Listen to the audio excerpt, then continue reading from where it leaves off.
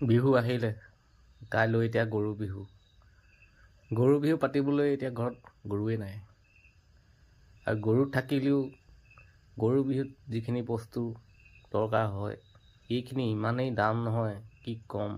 এতিয়া আজি জাতিলাওৰ দাম, এটা সৰু সৰু জাতিলাওৰ দাম 100 টকা।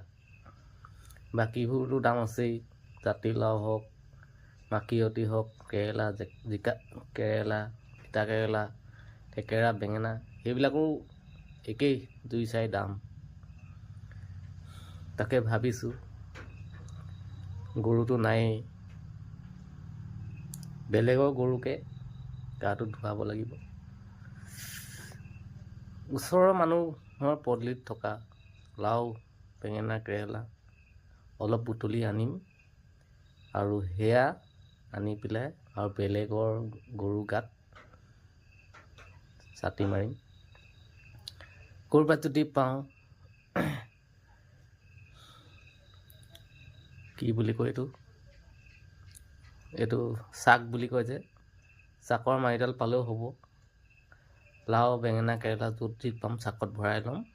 মুঠতে গৰু বিহু পাতিমেই। সেয়া লোকৰ গৰুৱে হওক, সেয়া লাগিলে লোকৰ লাও, বেঙেনা, কেৰেলাই হওক, বিহুটো আৰু পাতিবই লাগিব। সেয়া গৰু বিহুৱে হওক, সেয়া মানুহৰ বিহু হওক, মতলব নাই, পাতিমেই। গৰু বিহু পাতিমেই, কথা সিমানেই।